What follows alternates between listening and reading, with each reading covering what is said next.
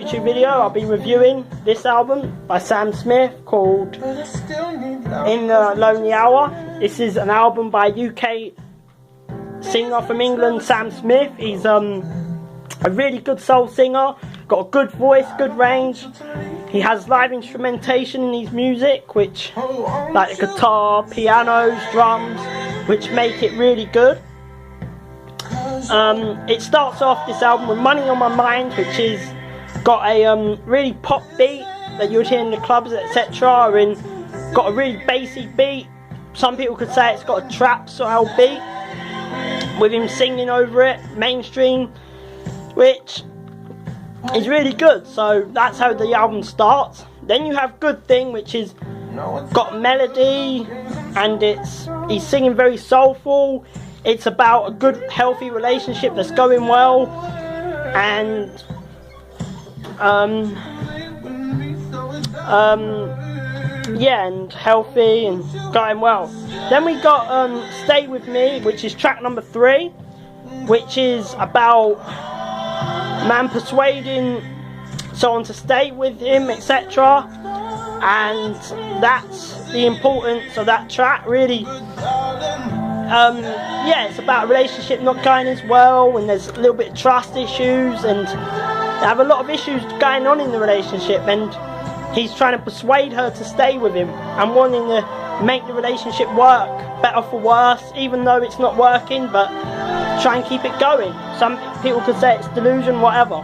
Then we have Leave Your Lover, which is about a woman that's having an affair or cheating on her man with another man, and her current boyfriend saying, leave your lover, leave the person you're with, leave the other person, or it could be the person she's having the affair on saying, leave your boyfriend, etc. So that's what I got out of that song. And then I got I'm Not the Only One.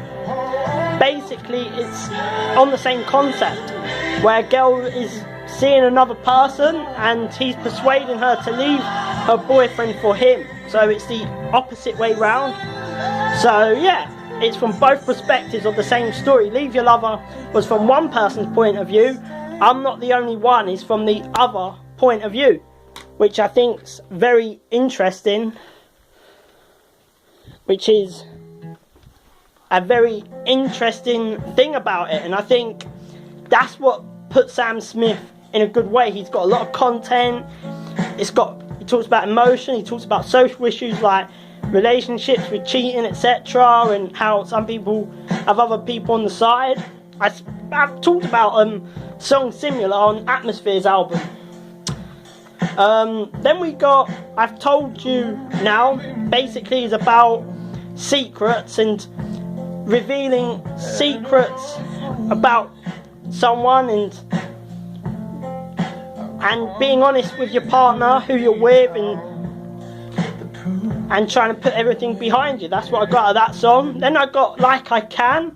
Again, a brilliant song. It's about trying hard and working hard and trying to put things right and make a better impact, better relationship work, and coming forward, admitting your mistakes. And really, that's what I got out of that song.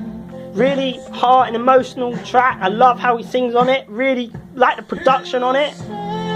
And yeah, that's good. And then we got Life Support. Again, I think that song's about heartbreak and feeling heartbroken, and your heart feels a certain way and you feel anxious, etc.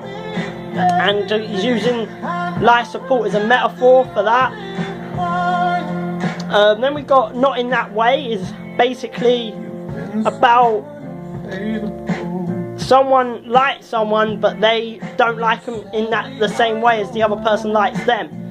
So yeah, someone wants to go out with someone, they don't want to be with them, etc., and they say, oh, I like you as a friend zoning them, but they don't want to be in a relationship with that person. That's what that song's about. So yeah, then we got Lay Me Down. Again, really good song.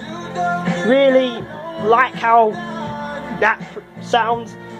Then we got Restart. Again, great song.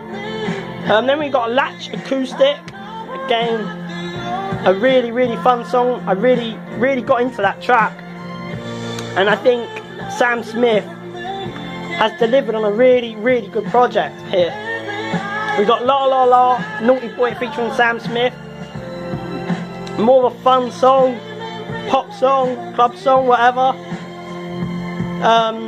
Definitely good to groove to anyway, and Make It To Me, yeah, again, which is definitely a great song. It definitely highlights his abilities, this album, really why he's mainstream, why he's a pop artist. We know that, and this album tells us why, but it also shows that even with that, he has that appeal, he still has other elements, and he's still very musical and has that great ability, and that's what I like about it.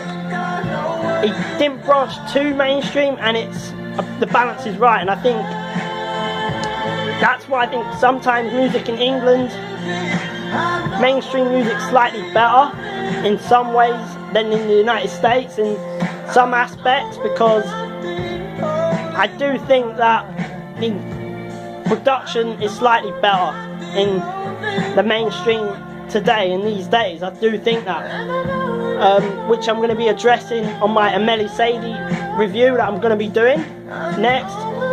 And yeah, so out of a review of this album, I'll definitely give it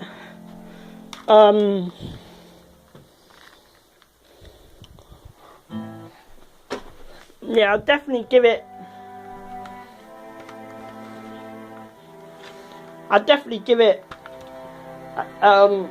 between 8.75 out of 10. I do think some of the songs don't fit where the album's going, even though it's a good pop album, but I think some of the songs do hold it back slightly from it being a classic album. That's my opinion. Peace.